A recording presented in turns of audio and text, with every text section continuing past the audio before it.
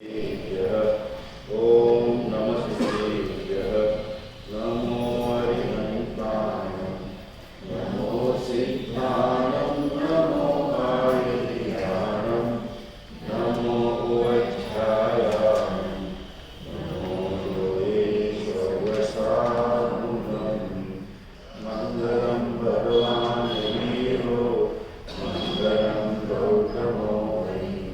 मंगलं कुन्द्रकुन्द्राभ्यो। जैनधर्मोऽस्तु मंगलं।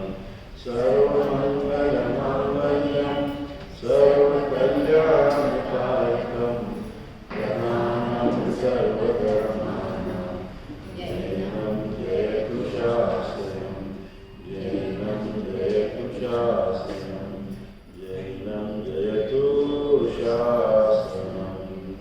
नमिवो नदिनं वीरम् अनन्तवर्णादं सहस्रभावम् ओच्छामि यमसारं। केवलीकृतकेवलीवनिलम्।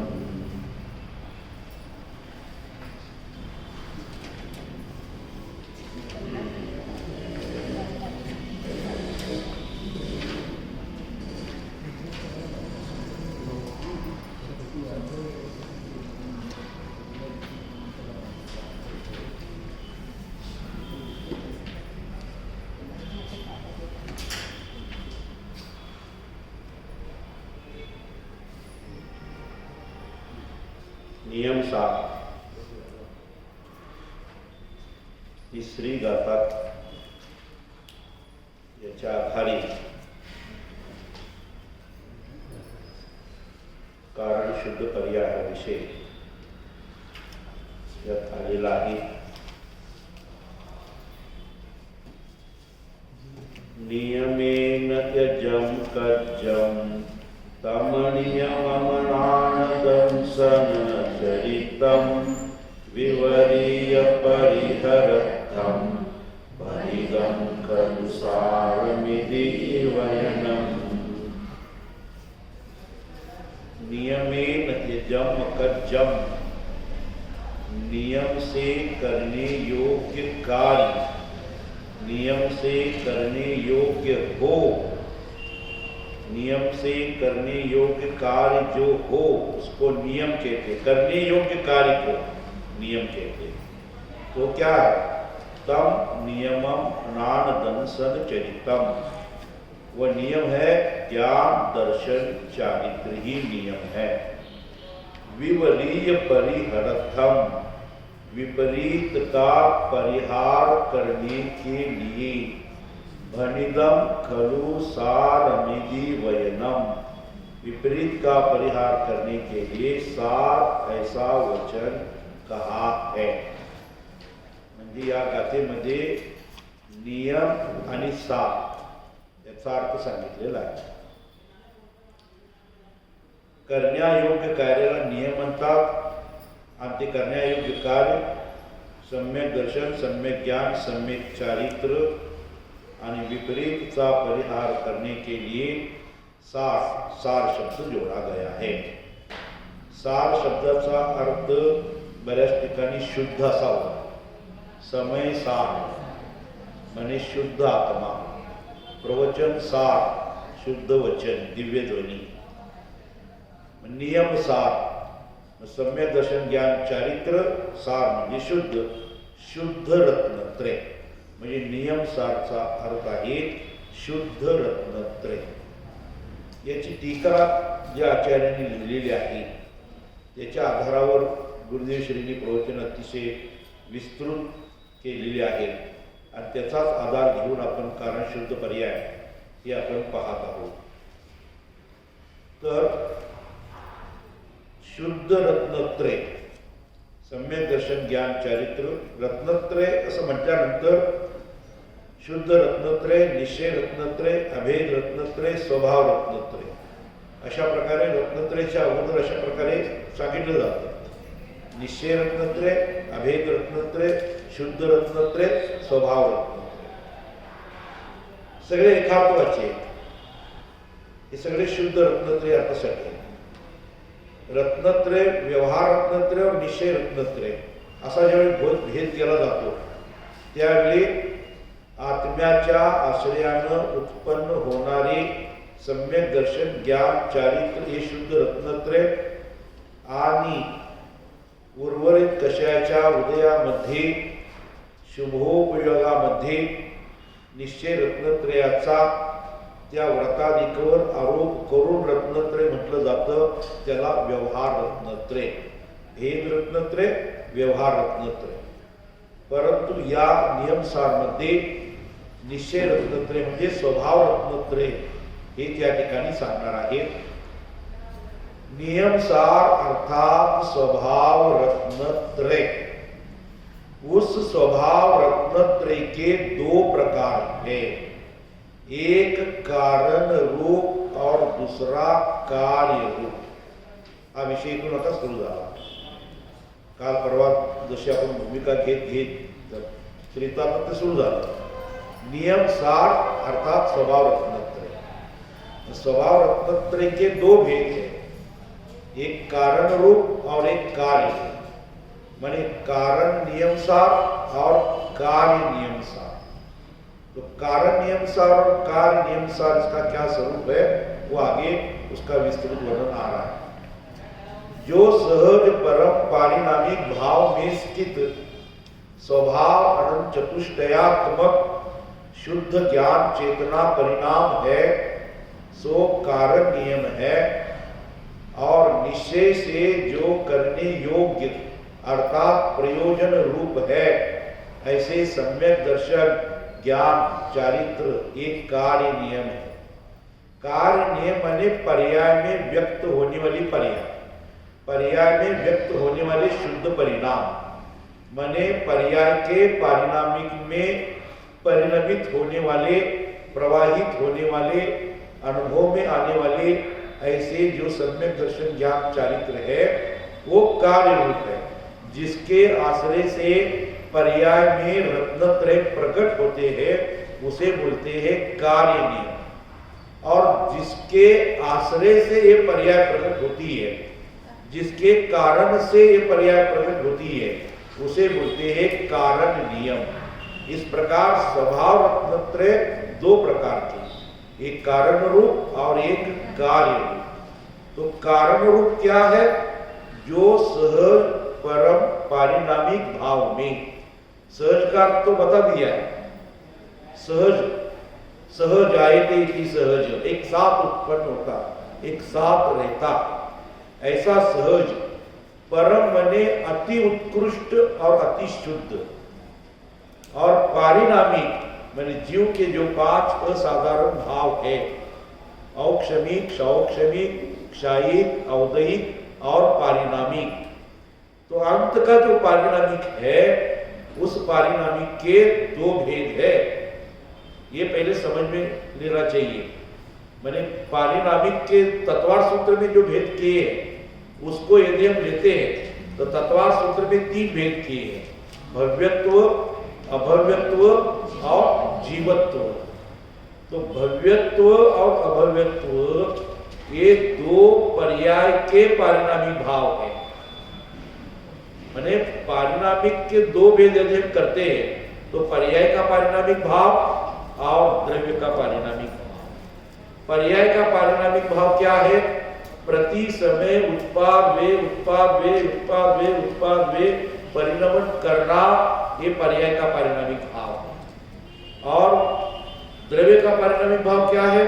उत्पाद वे होते हुए भी द्रव्य की ध्रुवता, द्रव्य एक रूप, स्थिर रूप, टंकोत्कीर्ण रूप, निष्क्रिय रूप, कूटस्थ एक अविनाशी रहने वाला ध्रुव, वो द्रव्य का पारिणामिक भाव.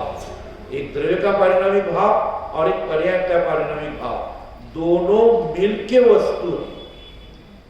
मैंने पर्याय का पारिणामिक भाव प्लस द्रव्य का पारिणामिक भाव इज इक्वल टू वस्तु. वस्तु में दोनों आते हैं, याद रखना. माने त्रिकालिक द्रव्य स्वभाव, परम पारिणामिक भाव उसे कहते हैं द्रव्य स्वभाव, और पर्याय का पारिणामिक भाव को कहते हैं पर्याय स्वभाव. तो पर्याय स्वभाव प्लस द्रव्य स्वभाव इज इक्वल टू वस्तु स्वभाव। वस्तु सहावो धर्मो, वस्तु के स्वभाव को धर्म कहते हैं। तो वस्तु का स्वभाव कौन सा? द्रव्य का पारिणामिक भाव का जो है वो एक रूप रहना, स्थिर रहना, और पर्याय का पारिणामिक का भाव उत्पाद वे रूप होना, माने उत्पाद वे द्रव्य युक्तम सत्, ये वस्तु का स्वभाव है। तो वस्तु केवल उत्पाद वे रूप नहीं है, वस्तु केवल ध्रुव रूप नहीं है, वस्तु केवल नित्य रूप नहीं है, वस्तु केवल अनित्य रूप नहीं है, वस्तु उत्पाद वे द्रव्य युक्तम सत् ऐसा है। और सत है वो द्रव्य का लक्षण है, वो वस्तु का लक्षण है। वस्तु वस्तु उसे ही कहते हैं। तू माने निश्चय से, जहां तू शब्द आता है निश्चय से, और वस मैंने रहना, वस धातु है संस्कृत में, वस मैंने रहना, निष्ठा वस्तु, वस्तु निश्चय से उसमें रहते, उसका नाम वस्तु। क्या रहते? पर्याय का पारिणामिक भाव, द्रव्य का पारिणामिक भाव, दोनों एक क्षेत्र में रहते, दोनों का क्षेत्र एक है, इसलिए सद्द्रव्य लक्षणम, वस्तु का स्वभाव सद्द्रव्य लक्षण है। तो सत क्या है? उत्पाद वे द्रव्य युक्तम सत है। तो उत्पाद वे द्रव्य किसका होता है? गुण पर्यायवत द्रव्यम, द्रव्य का होता है, माने द्रव्य उत्पाद वे ध्रुव रूप है। निश्चय से परम पारिणामिक भाव से वो स्थिर है, ध्रुव है, और पर्याय से वो अध्रुव है, अस्थिर है, परिणमनशील है। ऐसा वस्तु का स्वभाव यदि हम ख्याल में लेते, इन दोनों स्वभाव को, इन दोनों को एक साथ जानना वो प्रमाण का विषय है। माने द्रव्य स्वभाव और पर्याय स्वभाव दोनों को एक साथ जानना ये प्रमाण का विषय है, ये अनेकांत है। और प्रमाण से गृहीत एक अंश को जानना उसका नाम नय है। दो हम उसको द्रव्य को गौण करते हैं, त्रिकाली ध्रुव को गौण करके यदि उत्पाद वे रूप पर्याय को जानते हैं, समझते हैं, तो पर्यायिक नय का विषय बनता है। और उत्पाद वे द्रव्य को गौण करके त्रिकाली ध्रुव का विषय बनाते हैं नय, उसको विषय बनाते हैं, तो द्रव्यार्थिक नय का विषय बनता है। तो द्रव्यार्थिक नय और पर्यायिक नय, तो द्रव्य और पर्याय को दोनों को युगपत जानना इसका नाम है प्रमाण। और एक को गौण एक को मुख्य करके जानना उसका नाम नय। नय में मुख्य गौण होता है, प्रमाण में मुख्य गौण नहीं होता है, समझा ना? प्रमाण में सभी धर्म मुख्य होते हैं, प्रमाण में सभी धर्म गौण नहीं होते हैं, प्रमाण में सभी धर्म मुख्य होते हैं। नयों में एक धर्म मुख्य, एक धर्म गौण, एक अंश मुख्य, एक अंश गौण। तो मुख्य गौण करके जाना जाता है। तो सबको एक साथ जानना और एक अंश को जानना, एक अंश को जानना, ऐसी जो व्यवस्था है, तो प्रमाण नय अधिगम ऐसे ही अधिगम होता है। प्रमाण और नय से वस्तु का ज्ञान होता है। तो यह नियम सार में, नियम सार का अर्थ है स्वभाव रत्नत्रय, और स्वभाव रत्नत्रय के दो भेद, एक कारण स्वभाव रत्नत्रय और एक कार्य स्वभाव रत्नत्रय। उसे नियम सार की भाषा में यदि बोलते हैं तो कारण समय, कारण नियम सार और कार्य नियम सार। अब जो सहज परम पारिणामिक भाव में स्थित, ये हो गया द्रव्य स्वभाव अनंत चतुष्टयात्मक शुद्ध ज्ञान चेतना परिणाम है, वो कारण नियम है। और निश्चय से जो करने योग्य है वो प्रयोजन रूप है, ऐसे सम्यक दर्शन ज्ञान चारित्र एक कार्य नियम है। पर्याय में क्या प्रकट करना है? तो पर्याय में सम्यक दर्शन ज्ञान चारित्र प्रकट करना है। तो वो सम्यक दर्शन ज्ञान चारित्र पर्याय कैसे प्रकट होगी? तो सम्यक दर्शन ज्ञान चारित्र की पर्याय जिसके आश्रय से प्रकट होने वाली है, ऐसा वो कारण नियम सा वहां सदैव विद्यमान है, उसकी मौजूदगी सदैव है, उसके आश्रय से उत्पन्न होने वाली है। समझ में आ रहा है ना? किसके आश्रय से? कारण नियम के आश्रय से। क्या प्रकट होने वाली है? कार्य नियम। तो कारण और कार्य की संधि है, कारण और कार्य की संधि कैसी है? वर्तमान काल की पर्याय उत्पाद वे में होने वाली पर्याय दृष्टि की पर्याय स्वसन्मुख होती है, स्वद्रव्य की ओर मुड़ती है, तो स्वद्रव्य का लक्ष्य जब करती है तो उसी समय कारण नियम में मौजूद होने वाले, उपस्थित होने वाले, प्रवाहित होने वाले जो स्वभाव रत्नत्रय है, वो स्वभाव रत्नत्रय वर्तमान काल की पर्याय में प्रकट होते हैं। जो नए प्रकट होते हैं उसे बोलते हैं कार्य नियम, और जो अनादि से अनादि अनंत ध्रुव रूप से प्रवाहित है उसे बोलते हैं कारण नियम। कारण नियम के आश्रय से पर्याय में कार्य प्रकट होता है। कारण नियम के आश्रय से, कारण नियम बलात् जबरदस्ती से पर्याय में घुसकर वो नहीं करता। वो पर्याय में घुसकर ये ले लो, अथवा पर्याय मांगने आई है तो दे दो, ऐसा भी नहीं है। उसका स्वसम्मुख होना, उसका स्वसम्मुख होना और द्रव्य में जो अनंत शक्तिवान द्रव्य है, वो अनंत शक्तिवान द्रव्य का सार, उसका भाव पर्याय में प्रकट होना, उसको बोलते हैं कार्य नियम। आत्मा की पर्याय में त्रिकाली ध्रुव भगवान आत्मा का अनुभव होता है, लेकिन त्रिकाली ध्रुव पर्याय में नहीं आता है। ये भी समझो, यदि पर्याय में वो आ जाए तो पर्याय के वे से त्रिकाली ध्रुव का भी अभाव हो जाएगा, इसलिए वो पर्याय में नहीं आता है। समझे? वो तो ध्रुव, ऐसी उलट सुलट बातें आपको सुनने को मिलेगी। कभी कभी कटपुट होता है, क्या कैसा है? एक जगह तो ऐसा कहते हैं त्रिकाली ध्रुव कहाँ रहता है?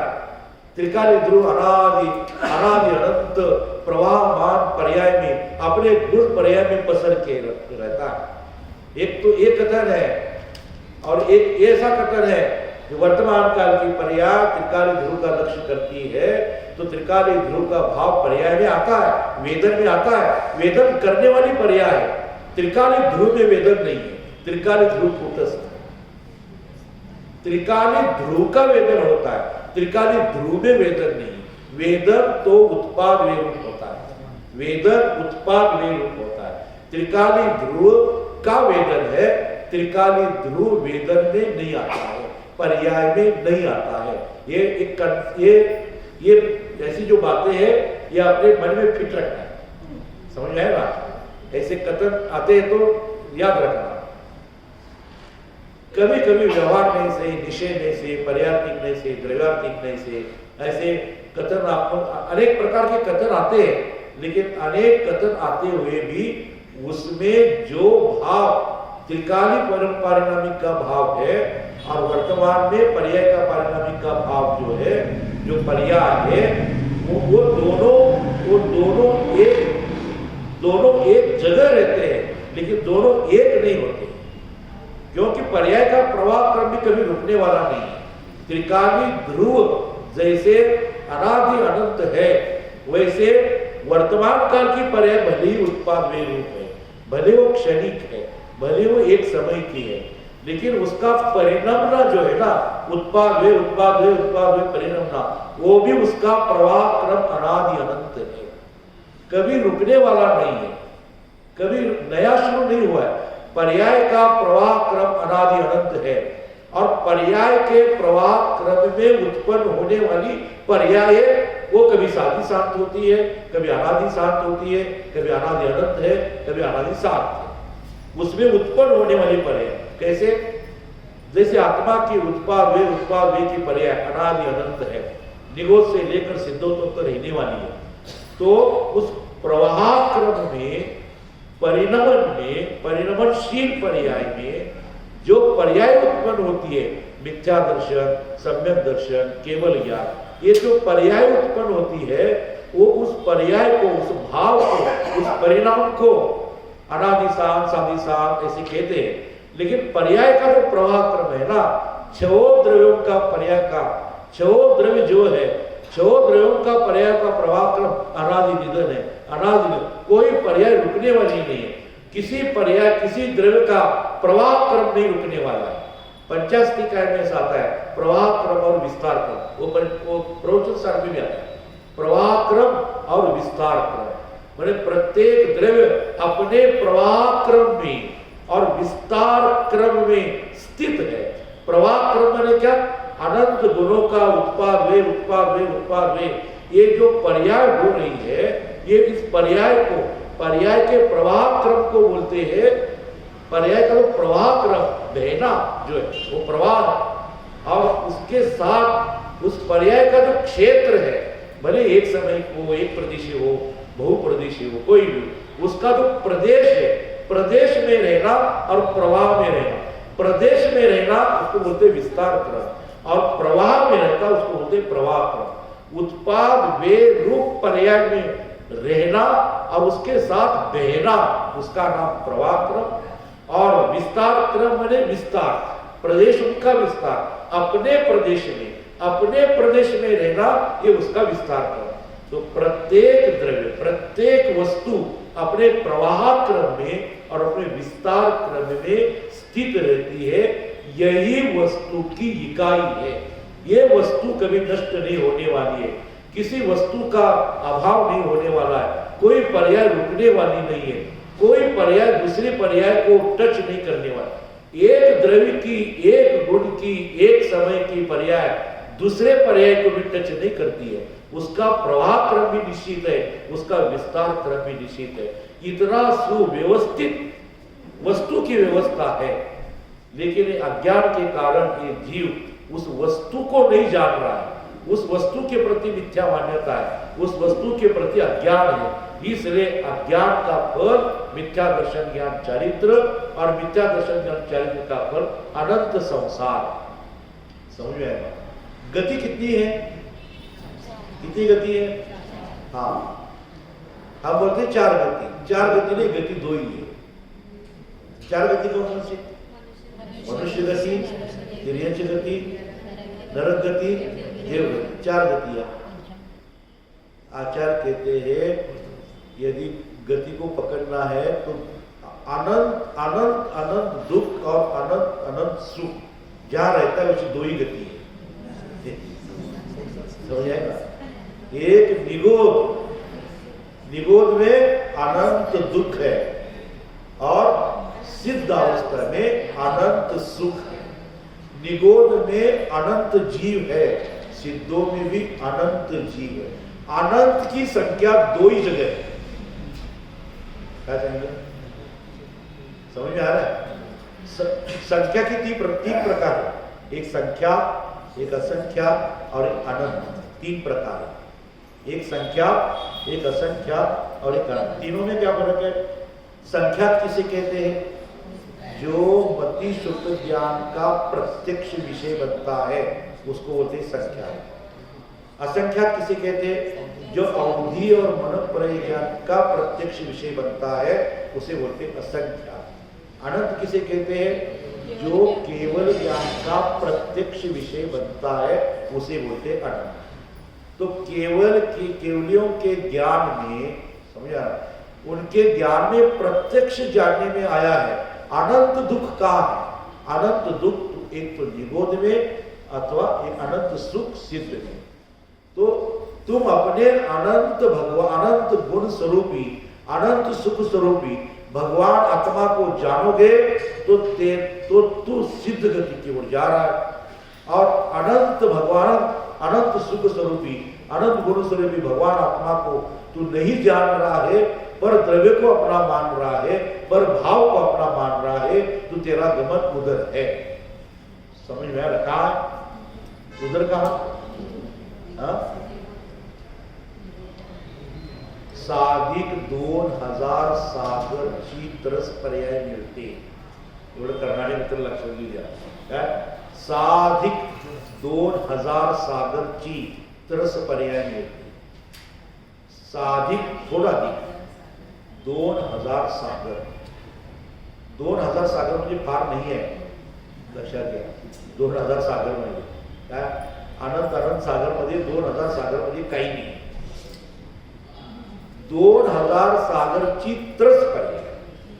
तरस कुठून सुरू होतं? द्विंद्रिय, त्रिंद्रिय, चतुर्द्रिय, पंचेंद्रिय, पंचेंद्रिय, संज्ञी, असंज्ञी.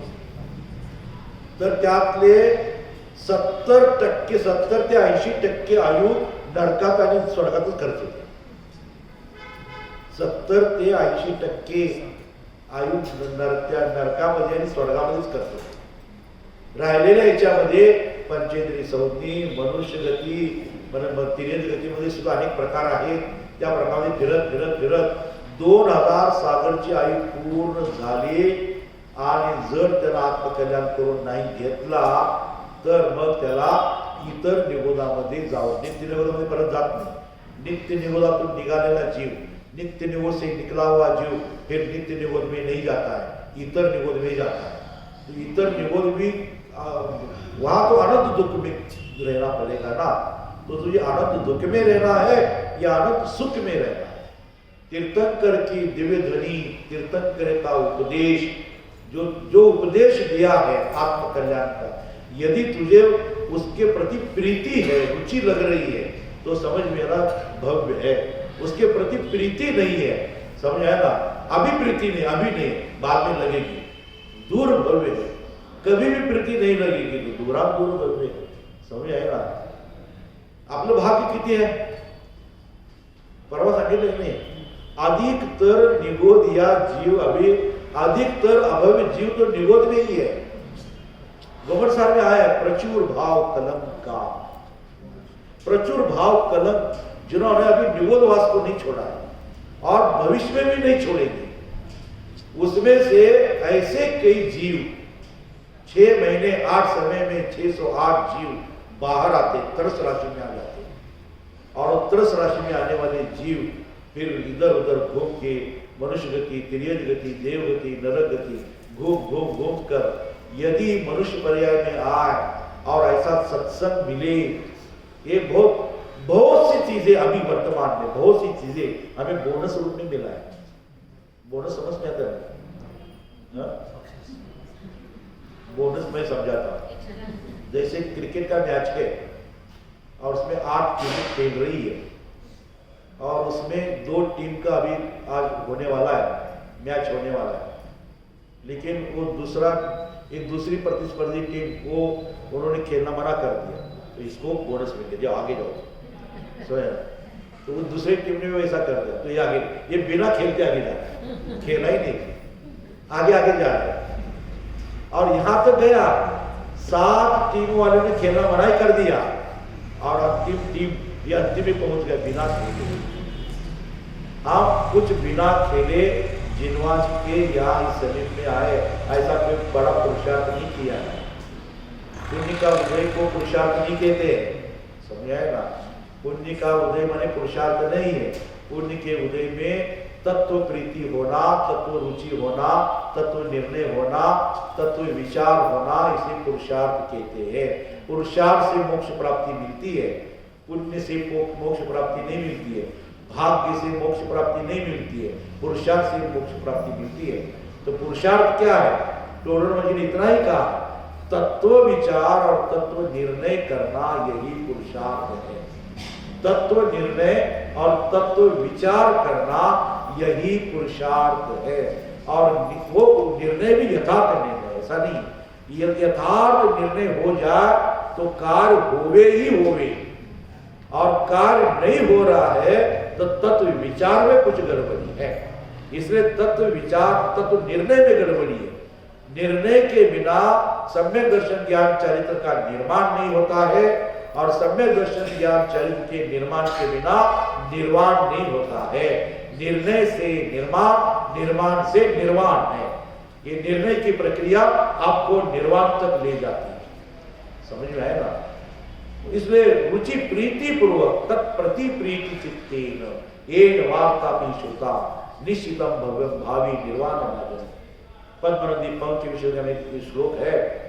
तत्व के प्रति जिसकी प्रीति है, बहुत ज्ञान होने की जरूरत नहीं, सभी चीज ज्ञान होने की जरूरत है.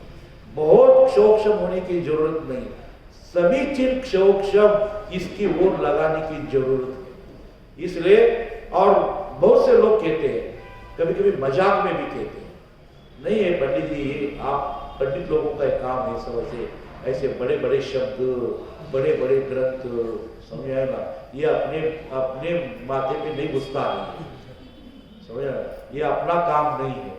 ऐसा कह के वो निगोद को सलाम कर रहा है,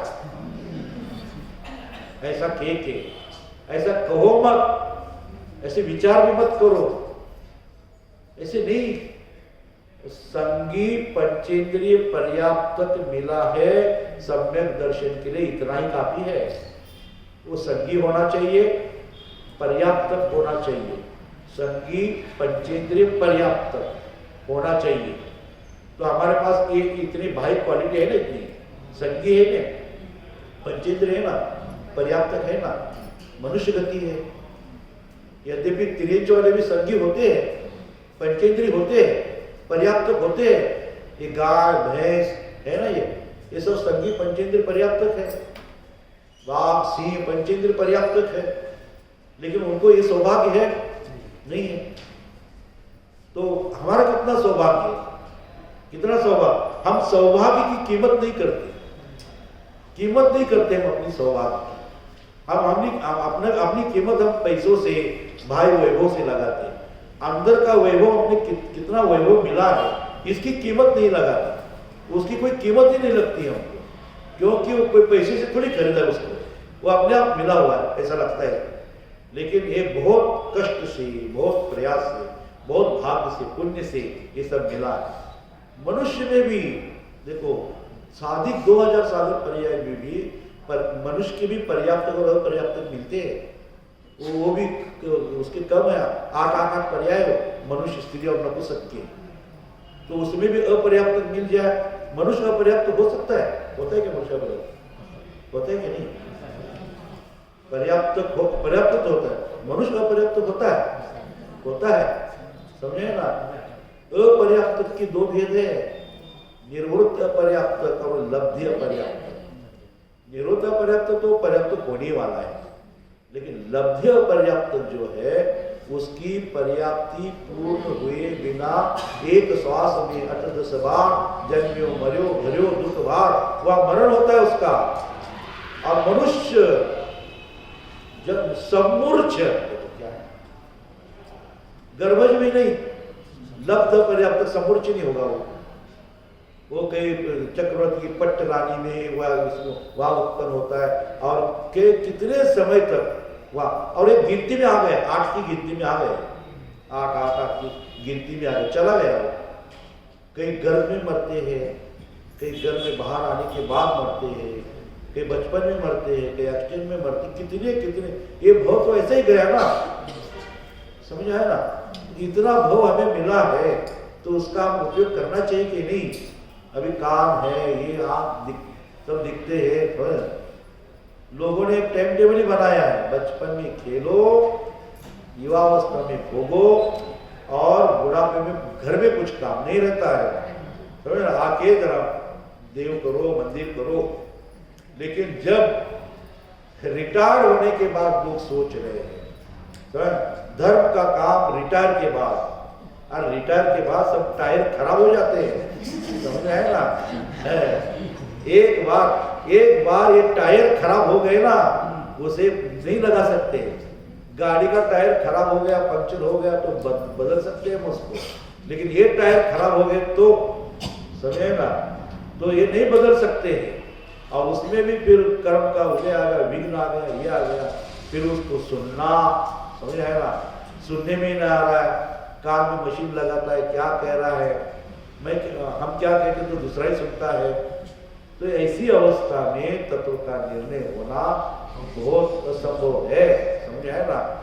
बुढ़ापे में, बचपन में धर्म नहीं किया, युवावस्था में धर्म नहीं किया, और अंत में मैं बहुत सुधारता हूँ, करता हूँ, समझ है ना, और मैं वहाँ सम्यक दर्शन ज्ञान चरित्र क्या प्राप्त करके मैं मोक्ष मार्ग प्राप्त करता हूँ। और लोग तो ऐसा सोचते नहीं, अपना तो भला जब होगा तो अंतिम समाधि मरण में सब सोचना होगा, समाधि मरण के पहले सब कुछ नहीं करना। जब कुछ संकट आ गया तो समाधि मरण करना, नमोकार मंत्र बोलना, और फिर अपनी गति सुधारती है। भ्रम है उनका, समझ में है ना, ऐसा नहीं होता है। भले जिसको तत्व के संस्कार नहीं है, तत्व के अभ्यास नहीं है, उसकी रुचि नहीं है, और अचानक उठ के कोई ऐसा हो गया आता है, नहीं ये ऐसा अंत समय में ऐसा नहीं कर, ये होता नहीं है, समझ आएगा।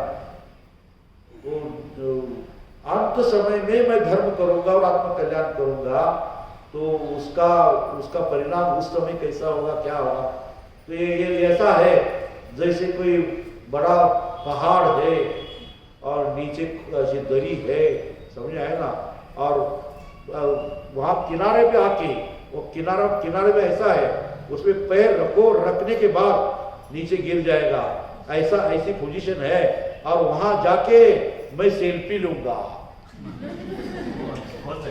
हाँ,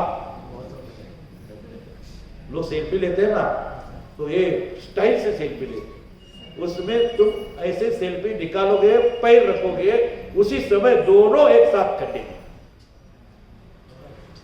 समझे, ये नहीं होता है। इसलिए जब जागो तब सवेरा, तब जब इंद्रिया शिथिल नहीं हुई है, अभी जो सुनने में आता है सब कर सकते हैं, तो उसके साथ साथ ये करो ना, बाकी सब साथ साथ कर रहे हैं, लेकिन ये साथ साथ नहीं, खाना पीना खेलना घूमना ये साथ साथ कर रहे हैं, तो उससे एक साथ साथ स्वाध्याय करें, एक साथ ये भी जोड़ दीजिएगा। हम थोड़ी करें 24 घंटा स्वाध्याय करें, लेकिन 24 घंटे में कुछ तो घंटे अपने लिए रिजर्व रखे, अपना आत्म कल्याण के लिए, क्योंकि ये नर हो फिर मिलन कठिन है, समझ आएगा, मिलन कठिन है। ज्ञानी लोग कहते हैं, सम्यक दृष्टि लोग कहते हैं, उससे यदि हम नहीं सुनेंगे और नहीं सुधरेंगे, और नहीं सुधरेंगे, तो अब नहीं सुधरेंगे तब हम सुधरेंगे, तो ये करना पड़ेगा। इसलिए नियम सार का अर्थ क्या हो गया, स्वभाव रत्नत्रय। स्वभाव रत्नत्रय दो प्रकार के, कारण रूप और कार्य रूप। देखो ये कारण नियम और कार्य नियम की अद्भुत व्याख्या।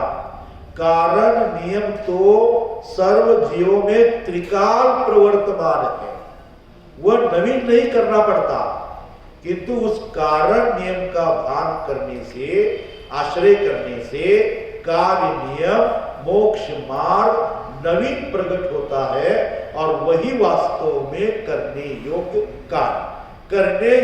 कार्य वह है। कौन सा? पर्याय में शुद्ध रत्नत्रय, पर्याय में सम्यक दर्शन ज्ञान चरित्र मोक्ष मार्ग प्रकट करना, ये कार्य है। लेकिन कार्य है, लेकिन वो किसके आधार से निर्माण होता है? वो आधार तत्व, वो आश्रय तत्व, वो त्रिकाली तत्व, उसको जानना ये बहुत जरूरी है। जिस प्रकार समय सार में अमृतचंद्र आचार्य देव ने ऐसी शैली टीका में की है, मूल सूत्र में अस्थि की बात हो तो साथ नास्ति की बात करते हैं, नास्ति की हो तो अस्थि की बात करते हैं, और यहाँ नियम सार में पद्म प्रभ मलधारी देव यानी टीका ले ली है। मैंने अमृतचंद्र आचार्य ने 3 ग्रंथों पर टीका लिखी, समय सार, प्रवचन सार और पंचाश टीका। किसने टीका लिखी? अमृतचंद्र आचार्य ने। और जयसेन आचार्य ने भी 3 ग्रंथों पर टीका लिखी। तीनों ग्रंथों की टीका का नाम तात्पर्य उठते जयसेन आचार्य, लेकिन अमृतचंद्र आचार्य ने 3 ग्रंथों पे जो टीका लिखी उसका नाम अलग है। समय सार की टीका का नाम आत्मख्याति है, प्रवचन सार ग्रंथ पर जो टीका लिखी उसका नाम तत्व प्रदीपिका है, और पंचास्तिका की टीका का नाम समय व्याख्या है। ऐसे आत्मख्याति, तत्व प्रदीपिका और समय व्याख्या, तीनों टीकाओं पढ़ने पर, तीनों टीकाओं का अध्ययन करने पर सम्यक दर्शन ज्ञान चरित्र कैसे प्राप्त होता है, ये कारण तत्व नियम से समझ में आता है। नियम से जो भी जीव इन 3 ग्रंथों को पढ़ेगा, इन 3 ग्रंथों का अध्ययन करेगा, टीकाओं का अध्ययन करेगा, नियम से उसे सम्यक दर्शन ज्ञान चरित्र कैसे प्राप्त किया जाता है, कैसे व्यक्त होता है, कैसे प्रकट होता है, ये अपने आप समझ में आता है। और ये 3 ग्रंथ नहीं पढ़ेंगे तो अन्य ग्रंथों में तो व्यवहार प्रधान शैली से किया हुआ कथन है, यहाँ निश्चय प्रधान शैली से किया हुआ कथन है। व्यवहार का कथन है, लेकिन व्यवहार के कथन को गौण करके निश्चय नए को प्रमुख करके मुख्य करके कथन किया है, और उसके आश्रय से सम्यक दर्शन होता है। व्यवहार नए के आश्रय से सम्यक दर्शन नहीं होता। व्यवहार नए तो जाना हुआ प्रयोजन है, ज्ञान का ज्ञेय है, वो अपना ध्यान का विषय नहीं है। ध्यान का ध्येय तो परम शुद्ध निश्चय नहीं का विषय, जो कारण परमात्मा, कारण नियम सार, कारण तत्व, कारण देव, कारण ईश्वर, त्रिकाली, ध्रुव, भगवान, अखंड, अविनाशी, गायक, देव, कितने ही नाम प्रवचन सार, समय सार इसके लिए दिए हैं। तो वो यहां भी ऐसा उन्होंने प्रयोग किया, पद्म प्रवमलधारी देव मुनिराज ने कार्य के साथ ही त्रैकालिक कारण शुद्ध पर्याय की बात करके टीका में अलौकिक रहस्य का उद्घाटन किया है। माने कार्य के साथ कारण बताया। नियम सार की गाथा में कुंदकुंद आचार्य की गाथा है, लेकिन टीका जो लिखी है वो पद्म प्रवमलधारी। गाथा में क्या कहा? गाथा में इतना ही कहा कि करने योग्य कार्य क्या है, वो सम्यक दर्शन ज्ञान चारित्र है, और उसके विरुद्ध विपरीत का परिहार करने के लिए सार शब्द जोड़ा गया है। तो यदि हम सामान्य अर्थ करेंगे तो उसका क्या अर्थ होता है? नियम से करने योग्य कार्य तो नियम है, और नियम वो है जो सम्यक दर्शन ज्ञान चारित्र, और विपरीत का परिहार। सम्यक दर्शन ज्ञान चारित्र का विपरीत क्या है? मिथ्या दर्शन ज्ञान चारित्र। तो मिथ्या दर्शन ज्ञान चरित्र का परिहार करने के लिए सार शब्द जोड़ने की जरूरत नहीं थी, लेकिन वो जोड़ा उन्होंने। या विपरीत का परिहार, सम्यक दर्शन ज्ञान चरित्र का विपरीत मिथ्या दर्शन ज्ञान चरित्र, ऐसा है नहीं? ऐसा नहीं है, समझ आया ना? लेकिन यहाँ नियम सार में अभी सम्यक दर्शन ज्ञान चरित्र इसका विपरीत मिथ्या दर्शन ज्ञान चरित्र नहीं है, इसका विपरीत व्यवहार सम्यक दर्शन ज्ञान चारित्र है। और व्यवहार सम्यक दर्शन ज्ञान चारित्र का उसका परिहार करने के लिए ये भावना प्रधान ग्रंथ है। आचार्य को सम्यक दर्शन ज्ञान चारित्र प्राप्त हुआ है, वो स्वरूप में रमणता करना चाहते हैं, स्वरूप में रमना चाहते हैं। तो स्वरूप में बार बार रमने के लिए उनको अड़चन क्या रही है?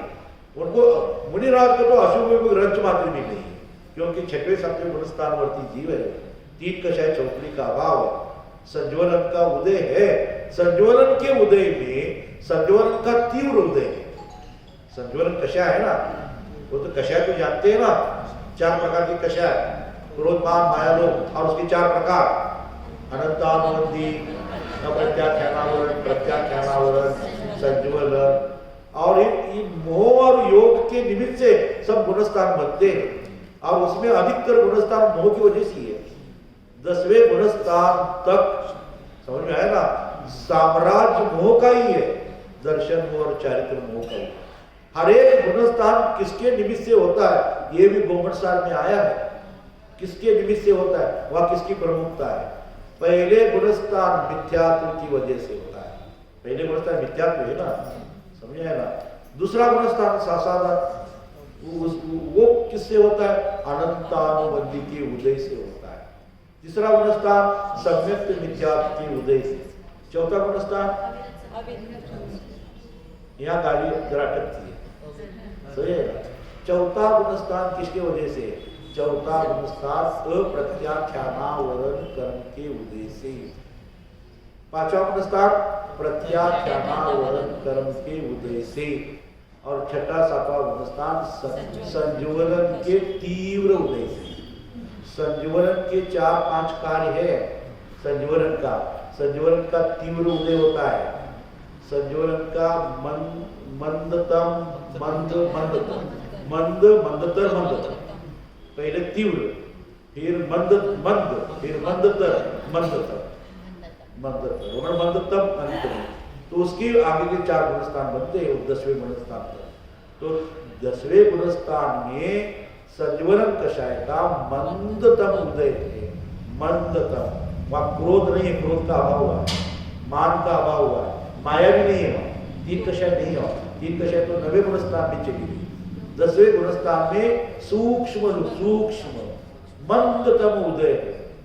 मंदतम उदय को भी कुंदाचार्य अथवा ज्ञानी जीव उसको नष्ट करके मोक्ष प्राप्त करना चाहते हैं। ये हमारे मोक्ष के लिए बाधक है, ये साधक नहीं। साधक तो सम्यक दर्शन ज्ञान चारित्र है, निश्चय सम्यक दर्शन ज्ञान चारित्र साधक है। और उसके साथ बाधक क्या है? उसके साथ बाधक व्यवहार सम्यक दर्शन ज्ञान चारित्र, जो कषाय का मंद उदय है और उस मंद उदय में शुभोपयोग में शुभ भाव में आरोपित करके इस व्यवहार रत्नत्रय ऐसा कहा जाता है। व्यवहार रत्नत्रय राग रूप है, वो भी बंध का कारण है, वो कोई मोक्ष का कारण नहीं। मोक्ष का कारण कहना ये भी निमित्त का कथन है, ये भी व्यवहार का कथन है। सही मायने में निश्चय मोक्षवार ही, निश्चय रत्नत्रय ही मोक्ष का कारण है। और उसके साथ रहते हैं, इसलिए आरोप करके उस व्यवहार उस शुभोपयोग में अथवा 28 मूल जो मुनिराजों का राग है, जो शुभ भाव है, शुभोपयोग है, उसमें आरोप करके ये सम्यक दर्शन है, सम्यक ज्ञान है, सम्यक चल राग पर आरोप है। सराग सम्यक, देखो राग पर आरोप करके, क्यों? राग के साथ वीतराग का अंश है, तो वीतराग का आरोप करके उसमें आरोप करके वो सम्यक दर्शन है, ज्ञान है, चारित्र है, ऐसा कहा जाता है। लेकिन ज्ञानी बराबर जानते हैं कि ये जो व्यवहार रत्नत्र है, ये भी आश्रय करने लायक नहीं है, ये भी है, ये भी नष्ट करने लायक है, ये भी अपने मोक्ष मार्ग में बाधक है, साधक नहीं। मोक्ष के साधक तो संवर निर्जरा और निश्चय रत्नत्र है, और राग तो आश्रव बद्ध तत्व में, आश्रव तत्व में, आश्रव तो संसार का कारण है। तो ये सूक्ष्म उच्च का उच्च प्रति का कोई पुण्य हो अथवा कोई पाप हो, कोई भी हो, सभी कर्म बंध के कारण है, संसार के कारण है। तो यहाँ कह रहे हैं कि त्रैकालिक कारण पद्म प्रभ मनधारी देव मुनिराज ने कार्य के साथ ही त्रैकालिक कारण माने कारण शुद्ध पर्याय बात करके टीका में, टीका है ये, टीका का नाम भी तात्पर्य होती है, अलौकिक रहस्य का उद्घाटन किया है। देखो आज उद्घाटन हो रहा है, उद्घाटन किसका? अलौकिक रहस्य का। कौन सा अलौकिक रहस्य? ये कारण शुद्ध पर्याय का उद्घाटन मुनिराज ने किया है, अपनी पर्याय में किया है, ग्रंथ में टीका लिखते समय किया है।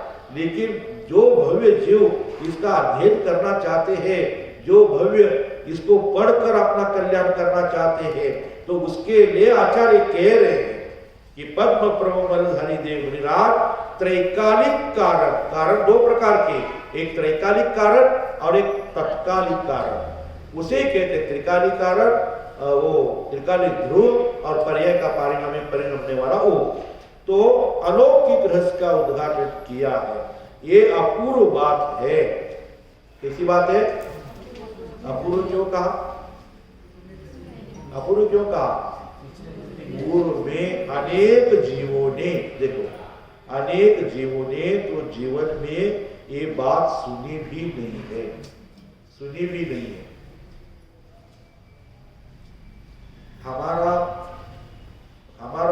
इतिहास, प्राचीन इतिहास हमारा नक्की है, क्या है कि इस पंचम काल में भरत क्षेत्र में जन्म लेने वाले ये जीव अनादि मिथ्या दृष्टि ही है, कोई सम्यक दर्शन प्राप्त करके यहाँ नहीं आया है। अथवा पहले के सम्यक दर्शन प्राप्त किया होगा तो घूम घूम के और इधर आया है, ऐसा नहीं। तो ये तो क्लियर है ना। तो अब लेकिन ऐसा नहीं कहा कि भरत क्षेत्र के पंचम काल के अंत तक कोई सम्यक, ऐसा नहीं कहा कि पंचम काल के अंत तक सम्यक दर्शन ज्ञान चरित्र प्राप्त करके अपना मोक्ष मार्ग प्राप्त कर सकते हैं। पहले नहीं किया है, लेकिन इस भाव में ये बात सुनकर कर सकते हैं। अनेक जीवों ने किया है, बहुत से जीवों ने किया है। ऐसा नहीं कि तुम कोई अकेले हो, कोई पहले हो, ऐसा नहीं। अनेक जीवों ने उस मोक्ष मार्ग प्राप्त किया है। और ऐसे ज्ञानी जो जीव है, उनकी बात सुनकर, उनकी बात अपने मन में बिठाकर इसका अपना कल्याण आप कर सकते हैं, हम कर सकते हैं, इसलिए बात सुनी नहीं है। समय साढ़े गाथा की है, चौथी गाथा। सुध परिचिदानुभूदा सौवस्व विकाम भोग बंधका एयत सुवलंबो नवरिन सुलो विहतस्य। इस जीव ने काम भोग की बंध की कथा अनंत बार सुनी है, लेकिन एकत्व विभक्त आत्मा की कथा एक बार, अनेक बार नहीं, एक बार भी नहीं सुनी। ये कथन आता है, और ये कथन ऐसा आता है, ये जीव पूर्व में बहुत बार जैन कुल में जन्मा, जैन भोग मिला, समोचरण में गया, तीर्थंकर की वाणी सुना, समझ में आया ना, कोरा का कोरा रह गया। तो उनकी बात तो सुनी है ना, और यहाँ कह रहे एक बार भी नहीं सुनी, समझ में आया ना। ये वो सुनना और ये नहीं सुनना कैसे मैच होना है। तो एक बार भी नहीं सुनी, समूह शरण में जाकर भी, हाँ समूह शरण में जाकर भी नहीं सुनी। तीर्थंकर की वाणी सुनी, लेकिन स्वलक्ष्य होके नहीं सुनी, पर लक्ष्य होके सुनी। जो चीज सही चीज, सत्य चीज यदि पर लक्ष्य होके सुनता है वो न सुनने के बराबर, समझना। और जो चीज स्वलक्ष्य होके सुनता है वही सुनना। इसलिए सुनने में फर्क है, समझ में आया ना। कान से सुना है, मन से नहीं सुना, समझ में आया ना। कैसे सुना है? कान से सुना है, कान है सुनने में आता इसलिए सुना है। कान का काम ही है, या बैठे रहो या गाना लग गया तो गाना सुनने में आता है, कोई शोर सुनने में आता है, कोई भजन कर रहे भजन सुनने, उसका क्या है? जो हो रहा है सुनने में आ रहा है। लेकिन तुम बुद्धिपूर्वक प्रयास करके मन से ये बात सुनी है क्या? तो एक बार भी नहीं सुनी है। और एक बार तत्प्रति प्रीति चित्ते, एक बार भी सुनता है वह निश्चित भव्य है। इसलिए अभी भव्यत्व का भाव उदय में आया है, समझे? इसको मैं टच कह रहा हूं, समझे ना, यही टच है। ये एक बार इसका स्पर्श अपने मन को, अपने हृदय को, अपने अंतःकरण को, ज्ञान को ये स्पर्श हो जाए ना, तो कोई माय का लाल इसको अलग नहीं कर सकेगा। कितनी भी परिस्थिति आ जाए, कितनी भी संकट आ जाए, कोई भी अवस्था आ जाए, लेकिन नहीं होगा। ये एक बार अपने मन में बिठाओ, इसे लेके जाओ एक बार, समझा? लेके क्या जाना है? लेके जाना तो ये तत्व लेके जाओ, ये तत्व अपने अंतर हृदय में बिठाओ, अंतःकरण में बिठाओ, तो कहीं आपको धोखा नहीं होगा। कोई आपको कोई कर्म आपको नहीं लूटेगा, समझ आएगा? कर्म लूटता ही नहीं है, समझ में सही कहे, कर्म नहीं लूटता है। कर्म को लूटने के लिए हम आमंत्रित करते हैं, आओ आओ आओ, मुझे लूट लाओ, मुझे लूटो, मैं बैठा हूं। तो बेचारे नहीं कहते तो भी बुलाता है, समझे? आओ आओ। भाव कर्म करता है तो आश्रम बनते हैं। अपने आप आश्रम कहाँ बनते हैं? अपने आश्रम बनते हैं? नहीं बनते। जब ये जीव राग द्वेष करता है तो राग द्वेष में बुलावा है ना, आओ आओ। और उस राग द्वेष में कर्म रूप परिणमित आके आपको सजा दे रही है। तो सजा देने में वो निमित्त है। असल में अपराध हम अपना राग द्वेष, अपना मिथ्या परिणाम करके, विपरीत परिणाम करके कर रहे हैं, समझ आए ना। इसलिए एक सुनो, सही रीति से सुनो। एक बार सही रीति से सुनेंगे, उसको धारण करेंगे और उसको अपने अनुभूति में लाएंगे तो अपना मनुष्य हो सफल हो जाएगा। नहीं तो ऐसे भी भाव तो चले ही जाने वाला है। और फिर कोई किसी की पड़ी नहीं है। यदि आप कल्याण नहीं, किसी को गरज नहीं पड़ी है, आपने आत्मकल्याण क्यों नहीं किया, तो कोई आपको नहीं पूछेगा, समझना। आपको कोई नहीं पूछा आत्मकल्याण क्यों नहीं, अपने आप को तैयारी करनी पड़ेगी, अपने आप को पुरुषार्थ करने पड़ेगा। हमारा मराठी में एक कविता है, मैंने बचपन में सुनी थी मराठी में। ओढा नदीवर रुसला, सागरास जाण्यास मुकला, तेथे कोणाचे काय जाते, ज्याचे त्याने आपले अहित केले। ओढा नदीवर रुसला, सागरास जाण्यास मुकला, तेथे कोणाचे काय गेले, ज्याचे त्याने आपले अहित केले। माती कुंभारावर रुसली, घागर होण्यास मुकली, तेथे कोणाचे काय गेले, ज्याचे त्याने आपलेच अहित केले. बीज मातीवर रुसली, फळ होण्यास मुकली, तेथे कोणाचे काय गेले, ज्याचे त्याने आपलेच अहित केले. शिष्य गुरुवर रुसला, शहाणा होण्यास मुकला, तेथे कोणाचे काय गेले, ज्याचे त्याने आपलेच अहित केले. पर्याय परमार्थावर रुसली, परमात्मा होण्यास मुकली, तेथे कोणाचे काय गेले, ज्याचे त्याने आपलेच अहित केले. कोण अहित करणार? आपली पर्याय परमार्थावर रुसली म्हणजे परमार्थापासून दूर गेली. परमार्थापासून दूर गेली म्हणजे तो परमात्मा होण्यास मुकला. जो परमार्थ से जो दूर जाता है वो अपने परमात्मा को अलग करता है परमात्मा बैठा हुआ है, त्रिकाली ध्रुव भगवान आत्मा बैठा हुआ है, वो स्वागत करने के लिए बैठा है. और आप नहीं जा रहे, उसका अनुभव नहीं कर रहे. तो ये कह रहे कि देखो, एक बार देखो, यही कह रहे हो पद्म परम भाज्य मुनिराज काल के साथ त्रैकालिक कारण बात करके टीका में अलौकिक रहस्य खोला है.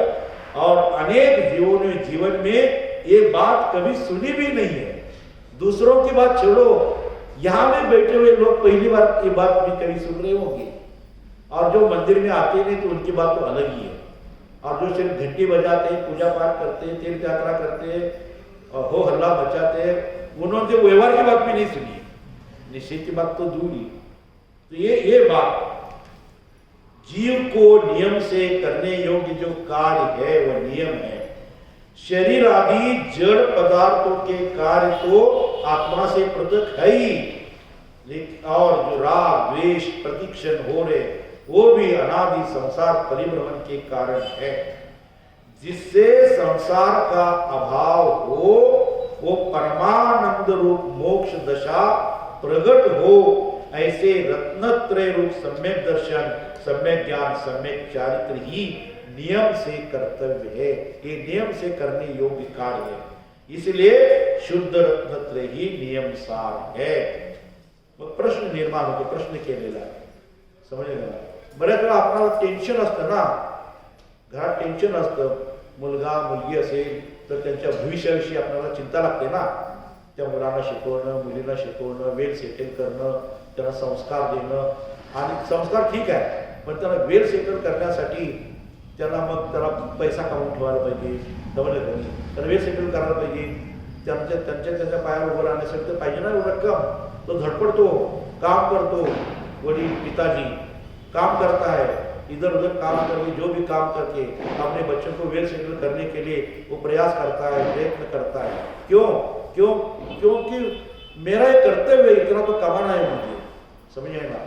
लेकिन वो कमाने को इतना कमाना है, इतना टेंशन है उसको. उद्योग करके काम करके कमाना है, इतना टेंशन है. लेकिन यहाँ उतना भी टेंशन नहीं है. समझ आया ना.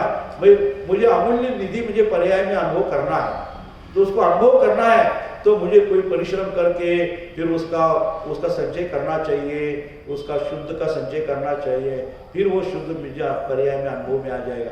ऐसा है नहीं हो. कुछ नहीं कमाना है, कुछ सब जो करना है वो ऑटोमेटिक सब तैयार है.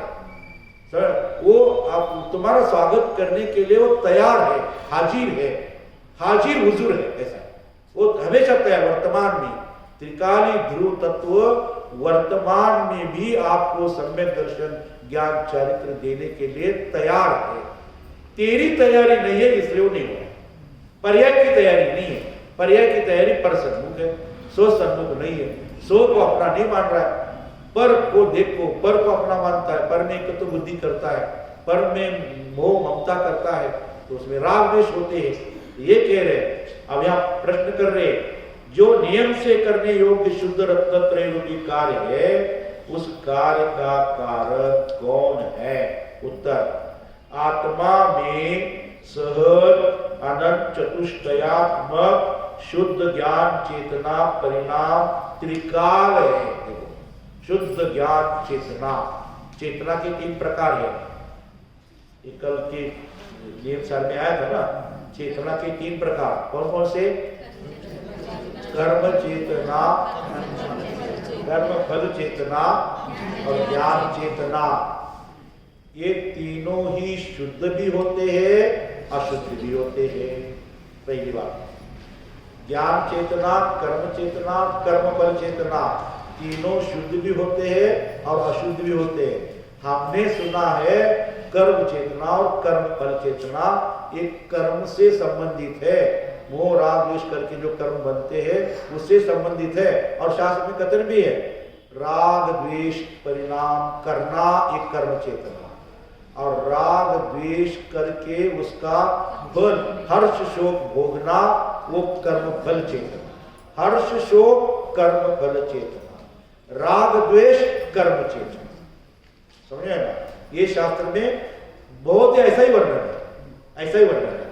राग द्वेष परिणाम करना कर्म चेतना, राग द्वेष का फल हर्ष शोक भोगना कर्म फल चेतना।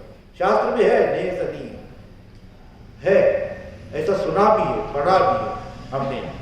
और ज्ञान चेतना जानना, ज्ञान दर्शन, इसको ज्ञान चेतना बोलते हैं। तो ज्ञान जानना, जानना, जानना है ज्ञान चेतना। कर्म करना, करना, करना, करना, राग द्वेष करना कर्म चेतना, और हर्ष शोक भोगना, भोगना, भोगना कर्म फल चेतना। ये कथन एक जगह ऐसा है। और एक कथन ऐसा भी है, देखो सिद्धों में भी कर्म चेतना है, सिद्धों में भी कर्म फल चेतना है। सिद्धों में तो ज्ञान चेतना है ही, ज्ञान चेतना के साथ कर्म चेतना है, कर्म फल चेतना है। तो कर्म चेतना तो राग द्वेष रूप है, तो वहां कहां राग द्वेष आ गए? राग द्वेष का अभाव करके तो सिद्ध हुए, वहां कहां का कर्म है? वहां का कर्म का फल है। तो वहां कर्म क्या है? सम्यक दर्शन ज्ञान चरित्र, ये कर्म और उसका आनंद भोगना, सुख भोगना, ये कर्म फल चेतना। सम्यक दर्शन ज्ञान चरित्र, सम्यक दर्शन पहले क्या कर रहा था? मोह राग द्वेष, मोह राग द्वेष, मोह राग द्वेष कर रहा था। अब क्या कर रहा है? सम्यक दर्शन ज्ञान चरित्र, सम्यक दर्शन ज्ञान चरित्र, ये कर्म। और उसके फल में क्या मिल रहा है? अतीन्द्रिय सुख, अतीन्द्रिय सुख, अतीन्द्रिय सुख, अतीन्द्रिय आनंद, अतीन्द्रिय आनंद, अतीन्द्रिय आनंद, ये फल मिल रहा है। माने कर्म चेतना वह शुद्ध कर्म चेतना है, और कर्म फल चेतना वो शुद्ध कर्म फल चेतना है। और ज्ञान चेतना तो शुद्ध है ही वहां सिद्धों में। इसलिए सिद्धों में कर्म चेतना, कर्म फल चेतना, ज्ञान चेतना तीनों ही शुद्ध है, तीनों ही अतीन्द्रिय है, तीनों ही अतीन्द्रिय अव्याभाव सुख जो मिल रहा है, भोग रहा है वो। और अज्ञानी जो जीव है, मिथ्या दृष्टि है, अज्ञानी में मिथ्या दृष्टि, मिथ्या दृष्टि जीव है, उसको राग द्वेष, मोह राग द्वेष, मोह राग द्वेष एक कर्म चेतना है। और उसके फल में हर्ष शोक, हर्ष शोक, हर्ष शोक भोगना एक कर्म फल चेतना है। और ज्ञान चेतना जानना, जानना, जानना एक कर्म ज्ञान चेतना। ज्ञान चेतना में वो अज्ञानी चेतना है उसकी, क्योंकि सोच सन्मुख होकर जानेगा तो ज्ञान चेतना, नहीं तो अज्ञान चेतना ही। समझे है ना? अब कौन बचा? अब कौन रह गया? केवली हो गए ना, केवली आर्यन तो सिद्ध हो गए उसमें आगे। अब रह गया सम्यक दृष्टि जीव। सम्यक दृष्टि जीव की क्या अवस्था है? उसको कर्म चेतना है, अशुद्ध कर्म चेतना है, अशुद्ध कर्म फल चेतना है, ये क्या है? तो सम्यक दृष्टि की अवस्था में मिश्र अवस्था है, क्योंकि वहां जितनी कषाय चौकड़ी का अभाव हुआ है उतनी शुद्धता है, और उर्वरित कषाय चौकड़ी के उदय में उसको रागांश हो रहे हैं। देखो सम्यक दृष्टि को राग द्वेष है, राग द्वेष ऐसा जब भी कहते हैं ना, तो राग द्वेष नहीं, रागांश है। राग द्वेष नहीं, रागांश है। राग पूरा का पूरा राग द्वेष तो मिथ्या दृष्टि को, मोह के साथ राग द्वेष। और राग द्वेष अनंतानुबंधी को कहते हैं। क्या कहा? राग द्वेष अनंतानुबंधी को कहते हैं, क्योंकि अनंतानुबंधी मिथ्यात्व के साथ रहती है। अनंतानुबंधी, अनंतानुबंधी, अनंतानुबंधी, उसे अनंतानुबंधी क्यों कहते हैं? किसको? अनंतानुबंधी मिथ्या तो है, मिथ्या तो अनंत संसर्ग का कारण है, उसको अनंत कहना चाहिए ना। और अनंतानुबंधी कषाय को अनंतानुबंधी कह रहे। मिथ्या का बंध 70 कोड़ाकुड़ी का बंध था, और अनंतानुबंधी की कषाय की कहां 70 कोड़ाकुड़ी बनती है? 70 कोड़ाकुड़ी नहीं बनती हो, उससे कम बनती है। तो 70 कोड़ाकुड़ी बनने वाला बड़ा है कि उससे कम कोड़ाकुड़ी बनने वाला बड़ा है? 70 कोड़ा तो उसको अनंत कहना चाहिए ना, तो इसको क्यों अनंत कह रहे हैं? इसको अनंत इसलिए कह रहे हैं, अनंतानुबंधी वास्तविक अनंत नहीं है, वो अनंतानुबंधी मिथ्यात्व के साथ ही काम करती है, इसलिए उसका नाम अनंतानुबंधी। उदय में भी, उपशम में भी और क्षय में।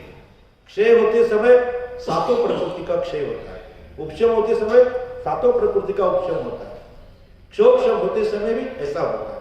वो मिथ्यात्व के साथ ही काम करती है, इसलिए उस पर आरोप करके ये अनंतानुबंधी कषा है ऐसा कहते, ऐसे गोबर सार में भी आया है। तो सम्यक दृष्टि को मिश्र धारा है, उसको जितना सुख है उतना तो अतीन्द्रिय बना है, और कर्म के उदय में जितना दुख है, दुख का वेदन है, कर्म का जितना वेदन है, उस वेदन में उसको उतना दुख भी है। उसको अशुद्ध कर्म चेतना, अशुद्ध कर्म फल चेतना है, और आंशिक कर्म चेतना, आंशिक कर्म फल चेतना शुद्ध, उसको भी सम्यक दृष्टि को भी है। आंशिक शुद्ध ज्ञान चेतना, आंशिक कर्म चेतना, आंशिक कर्म फल चेतना शुद्ध, उसको भी शुद्ध धारा सम्यक दृष्टि को भी है। समझे? अब उसके आधार से वो आगे आगे गमन करता है ना, गमन करने का कहाँ चांस है उसको? वो सिद्धि की तरफ क्यों गमन करता है, कैसे गमन करता है? ऐसे ही गमन करता है ना। तो ये ही कह रहे आचार्य कह रहे, वो उसका आश्रय तत्व क्या है, किसके आधार पे आगे जा रहा है, किसके आधार, जिसका आधार लेके सम्यक दर्शन प्राप्त किया है उसका आधार ही लेके आगे जा रहा है। समझा? आत्मा में सहज अनंत चतुष्टयात्मक शुद्ध ज्ञान चेतना, ये ज्ञान चेतना लो तो विषय आ रहा, समझ रहे नहीं? शुद्ध ज्ञान है तो ज्ञान चेतना, ज्ञान चेतना, ज्ञान चेतना, ऐसा कई शास्त्र में आएगा तो याद रखना, अशुद्ध ज्ञान चेतना, अशुद्ध कर्म चेतना, अशुद्ध कर्म फल चेतना, शुद्ध ज्ञान चेतना, शुद्ध कर्म चेतना, शुद्ध कर्म फल चेतना, आंशिक शुद्ध ज्ञान चेतना, ऐसा भी है सम्यक दृष्टि को। तो ये त्रिकाल शुद्ध ज्ञान चेतना परिणाम त्रिकाल है, और वो सहज परम पारिणामिक भाव में स्थित है, स्थित है। उसका विषय कभी था होगा ऐसा नहीं है। वर्तमान में है, जब वर्तमान काल की पर्याय उसकी तरफ मुड़ती है उस समय भी है, जब मुड़ेगी तब समय, उस समय वो हाजिर है। ऐसा वो परम पारिणामिक भाव में स्थित वही रत्नत्रय प्रकट करने होने में मूल कारण है, मूल कारण। इस कारण के मनन से कार्य प्रकट होता है, अर्थात इस कारण रूप शुद्ध ज्ञान चेतना की, शुद्ध ज्ञान चेतना की और दृष्टि, देखो दृष्टि एकाग्र होने पर, समझ रहा, एकाग्रता से व्यग्रता नष्ट होती है। व्यग्रता का आहे, एकाग्रता नसल्यावर कशाची एकाग्रता? आत्म्याची, आत्म्याकडे ध्यानासंबंधी एकाग्रता नाही काय, ये जिसके पास एकाग्रता नहीं वो व्यग्रता है। वो व्यग्रता वाले जीव हाय हाय हाय करके राग द्वेष करता है। भरतेश वैभव में भरत चक्रवर्ती के बारे में एक वाक्य, सेंटेंस बहुत अच्छा आया है। भरत चक्रवर्ती 6 खंड को साधने के लिए जा रहे और सब सेना बिना सब लेके, तो इधर आपस में चर्चा है, वहाँ घर में परिवार में इधर उधर सब लोगों की चर्चा है। अब 6 खंड जीतने जा रहे, 6 खंड राज्य करने जा रहे हैं। तो वहाँ एक सम्यक दृष्टि जीव ने ऐसा कहा, भरत चक्रवर्ती 6 खंड को नहीं साधते, भरत चक्रवर्ती अखंड को साधते हैं। 6 खंड तो उसका वो भाई वैभव है, वो अखंड की साधना करने वाला भरत है। इसलिए हमें भी अखंड की साधना करनी चाहिए, 6 खंड की महिमा से व्यग्र नहीं होना चाहिए। हम कूड़े कचरे से व्यग्र होते, वो 6 खंड से प्रभावित नहीं हो रहा है। समझ में आएगा? जिसके ये प्रभाव किससे प्रभावित होने चाहिए? जो भाई वैभव है, उद्गन है, ये है वो, उससे, वो तो पुण्य का वैभव, समझ, पुण्य के उदय से मिलने वाला है। लेकिन ये पुरुषार्थ से मिलने वाला है। सम्यक दर्शन पुण्य के उदय से नहीं मिलता है, मोक्ष मार्ग पुण्य के उदय से नहीं मिलता है। मोक्ष मार्ग जिसको मिला ठीक है, उसको पुण्यशाली भाग्यशाली कहा, लेकिन वो पुण्य के उदय से नहीं मिलता है उसको। पुण्य के उदय से तो भाई सहयोग मिलते हैं, और एक पुद्गल का सहयोग है, भाई सहयोग है। भाई के सहयोग से आत्मा का कल्याण का कुछ भी संबंध नहीं है। इसलिए अपने त्रिकाली ध्रुव भगवान आत्मा की ओर परम परिणामी भाव जो शुद्ध ज्ञान चेतना, उसकी तरफ दृष्टि करो। वो उससे क्या होने वाला है? सम्यक दर्शन ज्ञान चरित्र मोक्ष मार्ग प्रकट हो जाएगा। प्रकट वर्तमान में, पर्याय में प्रकट हो जाएगा। सम्यक दर्शन झाल्याबरोबर काय होईल? आता सम्यक दर्शन झालं, काय बदल होणार आहे? काय बदल होईल? काय इथले रोड सोन्याचे होतील? काय बेळगाव सोन्यासारखं दिसेल? सूर्य चांदचे काय देव येऊन तुम्हाला नमस्कार करायला दिसेल? कुछ नहीं होने वाला है। समझ रहे ना? सम्यक दर्शन ज्ञान चैतन्य झालं, जसं आहे तसंच आहे। समजलं का नाही? दृष्टी बदलली। कदाचित तुमचा दुसरा पुराण कोण वैरी आहे, आला बाटली शिवी बी दिली तुम्हाला। समजलं का नाही? काय वैरी येतील का नाही? कसं कसं कोणाला काय निमित्त मिळेल? उपादान की जागृति जब होती है ना, उपादान जब जागता है ना, उपादान जब चेतता है ना, तो निमित्त चीर फाड़ के सब वहां सब आ जाते। समझ आएगा? चोरी करने जा रहे हैं, उसको सम्यक दर्शन होगा? होता है? शक्य? उदाहरण क्या है? चोर को सम्यक दर्शन होता है? चोरी करने गया, चोरी करने गया है वो, और एक नहीं 500 लोगों को लेके गया है, और ऐसा सोच के गब्बर जैसे वापस मत आना। समझे ना? चोरी करके सफल होके आना। विद्युत प्रभ चोर, समझे ना? चोरी करने गया, वहां गज कुमार आदि उनकी शादी होने के बाद, समझे ना? तो वहां चोरी करने जो जा रहा है, तो ऐसे घर में चोरी करेगा ना जहाँ कुछ मिलेगा। इसके घर में तो है, बहुत संपत्ति है, हमके बहुत मिलेगा। चोर तो रात को चोरी करने जाते हैं ना, लेकिन जब रात को चोरी करने के लिए गए, और जिस रूम में, जिस बेड रूम में वो दोनों कपल बैठे हैं, चर्चा कर रहे हैं, सुहाग रात की बात उस समय चर्चा कर रहे हैं तत्व की, और ये विद्युत प्रभ ने सुना। ऐसे समय में ये चर्चा, अरे ये मैं जिसकी चोरी करने आया हूं, ये कोई बड़ा अमूल्य चीज होगा, इसलिए वे चर्चा कर रहे हैं। तो इस चर्चा से जो निष्पन्न होगा वो मैं करूंगा। उन्होंने प्रण लिया, ये इस चर्चा से जो निकलेगा वो जो लोग करेंगे वो मैं करूंगा। और उनके साथ दीक्षा ले ली। देखो आया था चोरी करने, कान में पड़ा, समझा ना?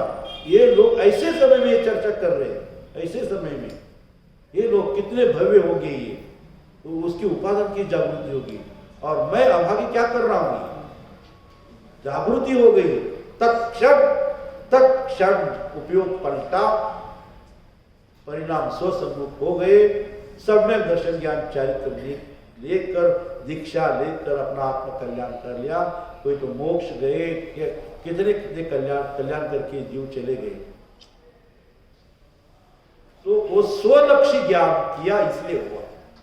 यदि मंदिर में बैठा हो, शास्त्र के सामने बैठा हो, और शास्त्र सुनते समय भी परलक्ष्य ज्ञान है, तो भी शास्त्र ज्ञान नहीं सुन रहा है।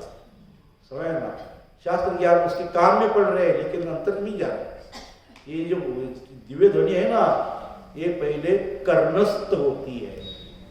कहाँ होती है? कर्णस्थ। कर्णस्थ के बाद कंठस्थ होती है, फिर कंठस्थ के बाद अंतःकरणस्थ होती है। ऐसे 3 मार्ग है उसके, समझे ना? कर्णस्थ, कंठस्थ, अंतःकरणस्थ। फिर अंतःकरणस्थ में जाने के बाद वो सम्यक दर्शन ज्ञान चरित्र लेके उठता है। समझ आया ना? कर्णस्थ माने वो उसको घुलन करना, ऐसा जो बात सुनी है उसका घुलन करना, चिंतन करना, मनन करना, मंथन करना, इसको बोलते कंठस्थ। और उसमें जो मक्खन निकलेगा, नवनीत निकलेगा ना, वो अंतःकरण में जाएगा और सम्यक दर्शन ज्ञान चारित्र लेके उठेगा। ये चीज ही ऐसी है, ये चीज ही ऐसी है, मोक्ष मार्ग नियम से प्राप्त होगा। सिर्फ स्वलक्ष्य ज्ञान करना चाहिए, अंतर्मुख होके सुनना चाहिए, बस इतनी प्रीति चाहिए और कुछ नहीं चाहिए। शर्त तो यही है, बाकी कोई शर्त नहीं, बाकी किसी की मांग नहीं, कोई चीज नहीं, कोई नहीं चाहिए, ये चाहिए। समझ में आए ना? इस प्रकार शुद्ध ज्ञान चेतना परिणाम की ओर दृष्टि देके उसमें एकाग्र होके मोक्ष मार्ग सभी प्रकट करे, इसी भावना के साथ यहाँ विराम।